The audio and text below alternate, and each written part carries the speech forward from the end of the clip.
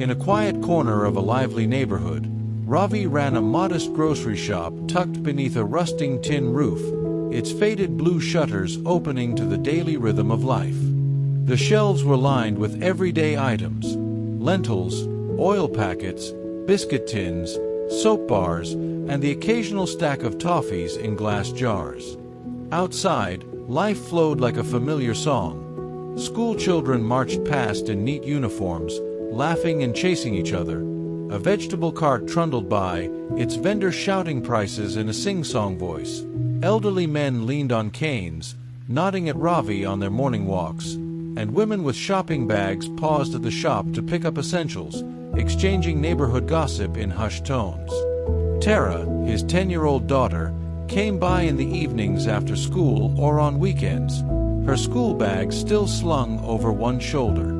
She didn't help with the shop. Ravi insisted she focus on her studies, but she loved watching the flow of people, her curious eyes always alert to the little dramas and joys of their small world. One evening, as Tara sat on a stool near the counter, flipping through her school notebook, she saw her father chatting warmly with a soft-spoken woman who had a cloth bag filled with hand-stitched pot holders. The stitches were neat, the colors cheerful, nothing fancy, but clearly made with care. Her father bought 3 of them, even though they already had plenty at home. A few days earlier, he had bought small clay piggy banks from a boy no older than her, and the week before that, a packet of hand-rolled incense sticks from a man in a crumpled shirt.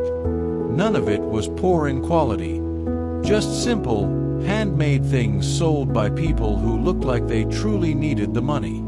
Tara glanced at the growing pile of these items under the counter and asked, not rudely but with genuine curiosity, "Appa, we don't really need all this, right? Why do you always buy from them?" Her father paused for a moment, wiping his hands on his apron, and looked at her with a smile that didn't quite reach his eyes. "You're right, Tara," he said softly. "We don't need these things. But sometimes, it's not just about what we need."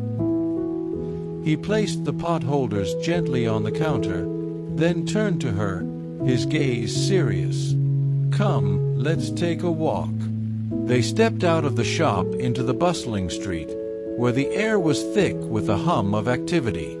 Ravi led Tara through the market, past the vegetable vendors, the fruit sellers with their baskets of fresh mangoes, and the cobbler mending shoes on his dusty rug. They paused for a moment at the corner, watching a group of children play marbles on the sidewalk.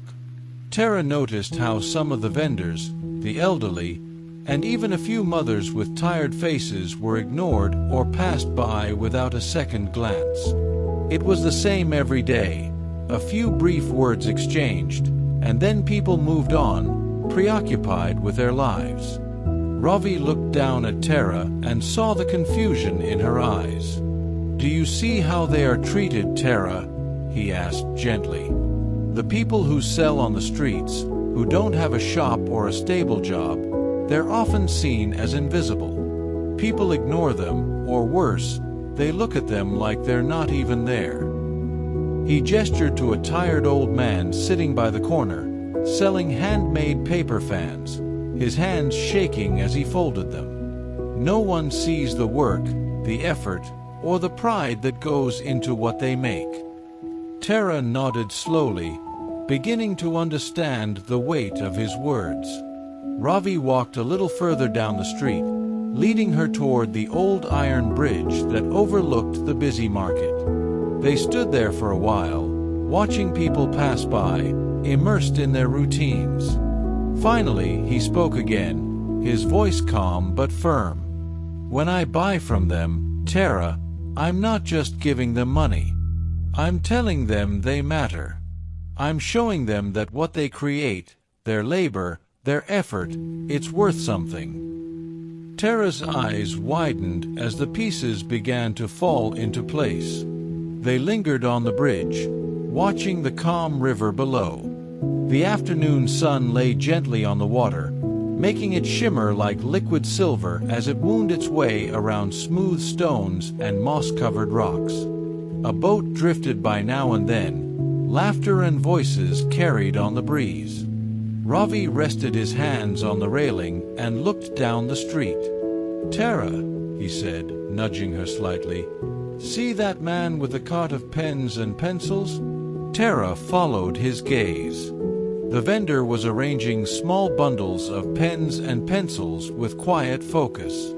They weren't expensive or fancy, but they were clean, useful, and neatly set out. "We already have so many pens at home," she said, softly.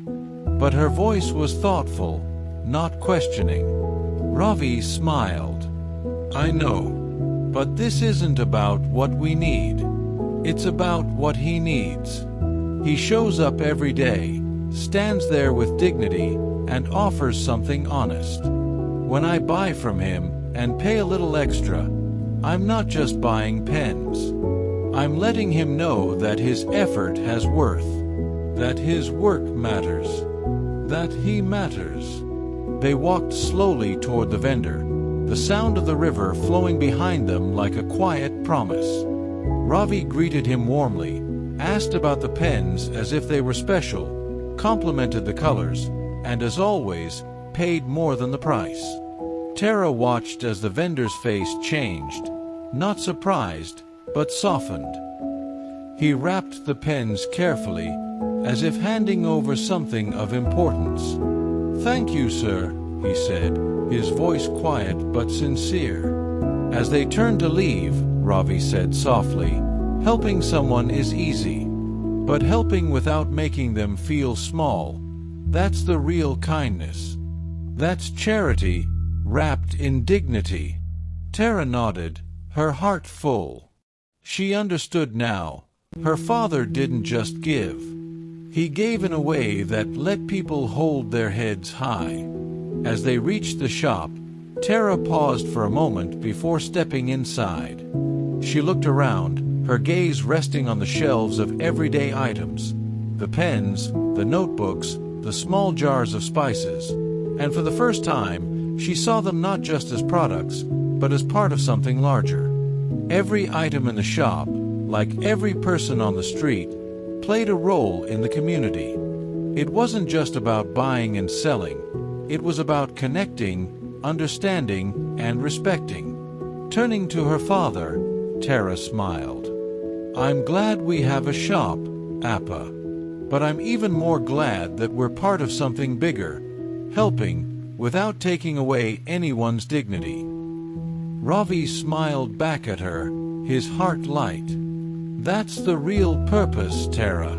To live with kindness, to see others, and to help without making them feel lesser.